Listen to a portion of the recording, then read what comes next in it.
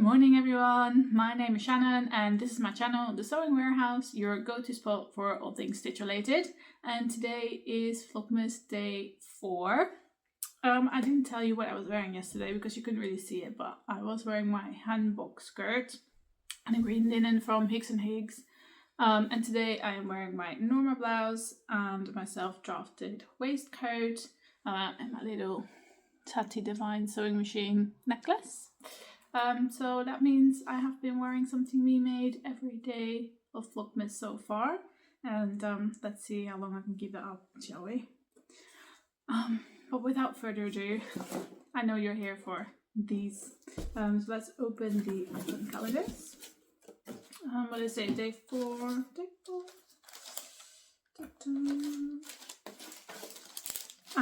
Day 4. So these will be buttons. No surprise there, but what will they look like? Oh, these are cute. Look at these. They match me perfectly, actually. Should put them on here probably. So they are Christmas tree green buttons with some glitter in there as well. So for next year, I will definitely have to make something for Christmas that is green or red, actually, because Christmas green and red, they go together quite well, don't they? So that was one. And now for my Becky Sewing Studio.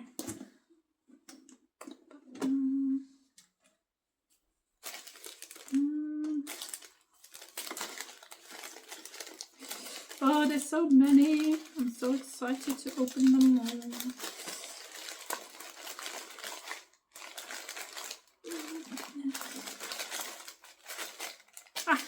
Oh, it's quite big. Big and square. I'm feeling, could this be buttons as well, or no? But it's something.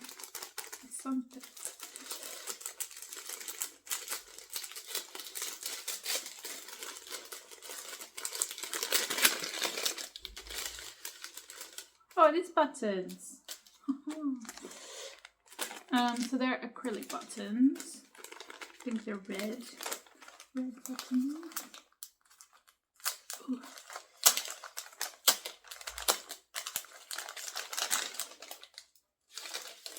Ooh, pink buttons. There's quite a few of them. That's nice. So they're like this matte, kind of like pink buttons with 2 holes, and I've got 1, 2, 3, 4, 5. What's it? 1, 2, 4, 5, 6, 7, 8 buttons, and this side is shiny. Don't know if you can see that properly, but this side is shiny and the other side is matte, so you could even choose which side to use, but I guess the shiny one I will use anyway. I love shiny things. So I'm gonna have to find something to make with these as well. So many buttons. I'm gonna have so many buttons after this, and I am very happy about that. Okay, so those were my advent calendars for today. Today I'm going to work again, as you do when you work full time. But tonight I've got a virtual sewing room session, so I will take you along and you will finally get to see some sewing of me. Alright, well, I hope you have a good day, and I will see you soon. So we are off on the virtual sewing room. I am going to my quilt. I haven't gotten any further since last time I spoke to you. So here it is. I just choose seams and I'm being interrupted by someone. Sorry for the mess. I've got people staying with us, so it's all a bit messy. Hello, Holly. But yeah, I'll be working on some tutorials as well because I don't have time to film one tomorrow, so I'm gonna do at least 2 for tonight, for today's vlog, and tomorrow's vlog. And then hopefully on Friday I can manage to do 1, and then Saturday, Sunday I hope as well. So yeah. So for the tutorial today, I am going to show you the easiest way to sew a slit. And I'm going to do that by having these two pieces. Pretend these are your two side seams, and I don't have access to my overlocker at the moment, so just pretend that these are nice overlocked edges. So if you are using your overlocker to do the slit, it is the easiest way. Just before you sew the side seams, make sure you overlock the edges completely. So these are going to be the edges. And we're just going to stitch all the way. And we've got a little notch here.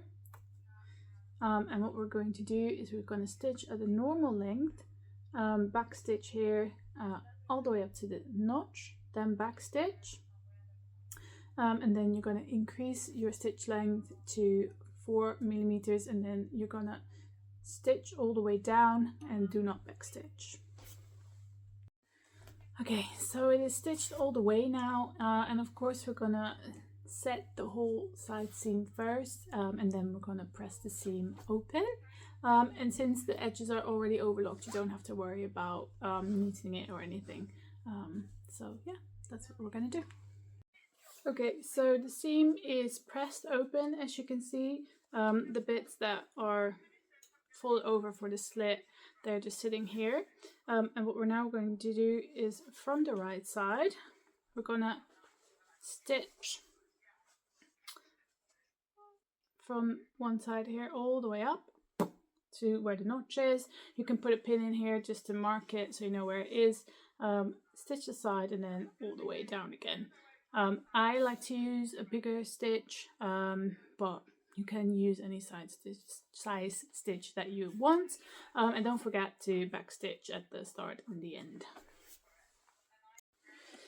So as you can see, my slit is sewn neat and tidy. It's got good corners here, very neat.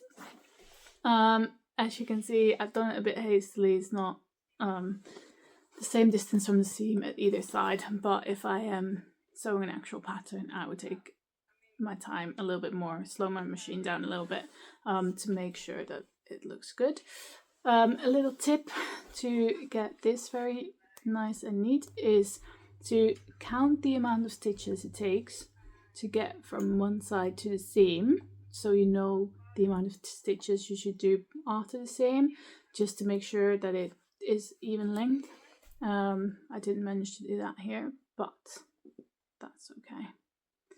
And now all we have to do is grab the unpicker and unpick those loose stitches that we did to keep the seam together.